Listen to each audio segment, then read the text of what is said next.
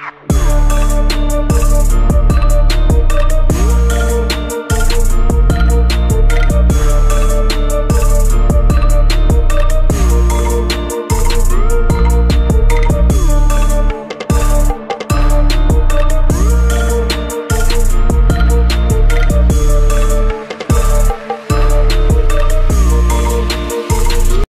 kepada Pak Kanwil bahwa kerukunan umat beragama di Kabupaten Sidrap ini, Pak, alhamdulillah aman-aman, tidak ada riak-riak.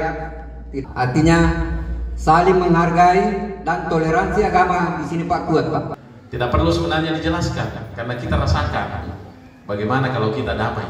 Lalu kita balik pertanyaannya, bagaimana kalau tidak damai? Itu yang patut menjadi kita renungkan. Dan kita syukuri ini sebagai bangsa Indonesia. Kenapa? Alhamdulillah kita berbagai macam perbedaan, tidak ada yang sama. Indonesia ini, Bapak Ibu sekalian, perbedaan itu sudah sunnatullah ya, kalau dalam Islam itu tidak bisa dihindari.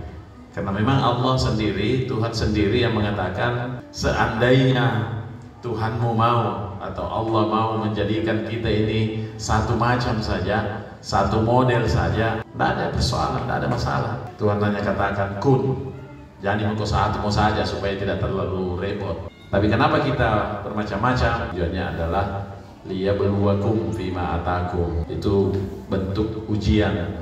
Bagaimana kita bisa mengendalikan diri, bagaimana kita bisa menjalani hidup ini, dan tujuan kita hanya satu, fastabiqul khairat, berlomba-lomba saja dalam kebaikan.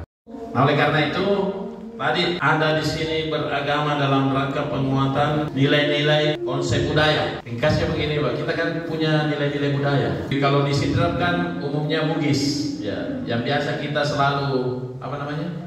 Sipaka tahu, sipaka lebih, sipaka ingat.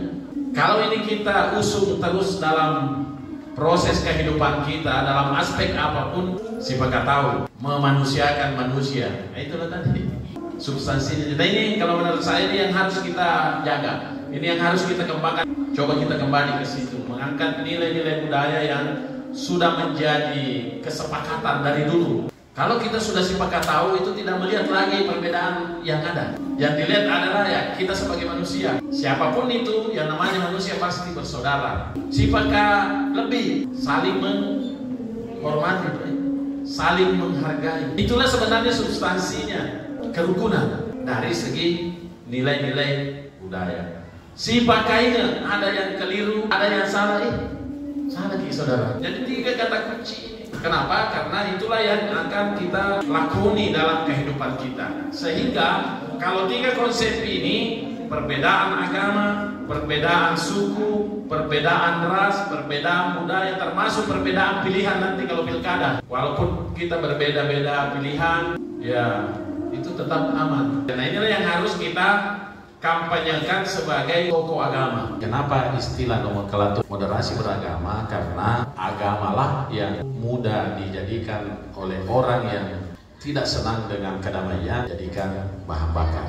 Kenapa? Karena kalau agama yang disinggung mudah sekali orang. Nah, sehingga dicarilah istilah moderasi beragama yang sesungguhnya isinya itu adalah minimal 4 indikator. Yang pertama adalah wawasan kebangsaan. Kalau kita berbicara wawasan kebangsaan, tentu tidak lepas dari 4 pilar negara kita. Pancasila, Undang-Undang Dasar 1945, Bhinneka Tunggal Ika, dan NKRI. Yang kedua, toleransi. Nah, toleransi ini tentu menjadi hal atau konsep yang selama ini sebenarnya kita sudah jalankan. Seperti yang kita katakan tadi, bagaimana kita bisa hidup berdampingan dengan orang-orang yang berbeda dengan kita. Contoh kecil biasa saya ambil suami istri. Siapa suami istri yang tidak pernah ada perbedaan? Iya, yang penting jangan tadi itu perbedaan pilihan, dia menggugat ke pengadilan agama. Tetapi perbedaan-perbedaan itu setiap hari ada, tetapi kok bisa rukun-rukun? Kenapa? Karena kita saling mengerti. Orang yang bisa hidup berdampingan karena saling, kalau dalam agama Islam, lita'arafu, bukan saling kenal saja, tetapi saling memahami. Suami karena dia sudah pahami istrinya, lah Tommy putih-putih, aku tahu tidak itu memang begitu sih. Istri juga bilang biasa tahun itu bapaknya itu biasa, kalau biar ada uang di dompetnya biasa, kalau diambil jendai kan dia sudah memang. Jadi ini artinya saling paham, dan itu tidak membuat lagi bertengkar atau berpecah karena sudah saling paham. Kalau kita sudah saling paham, Pak, tidak ada. Makanya kan biasa ada pahami misalnya, itu memang begitu mentor. Masa kita uji yang mau pahami. Kemudian yang ketiga adalah anti kekerasan. Tidak ada agama yang mengakomodir atau yang membenarkan yang namanya kekerasan. Kekerasan apapun, baik fisik maupun apa verbal. Kata-kata biasa itu lebih keras sebenarnya daripada fisik. Mungkin kita katai orang, wah, terasa. Yang keempat adalah akomodatif atau menerima budaya-budaya atau tradisi lokal yang ada. Karena ternyata memang tidak akan bertentangan dengan budaya yang namanya kedamaian. Tadi, ketika kita bisa sipakat tahu, kita bisa sipakat ingat, kita bisa sipakat lebih rukun itu.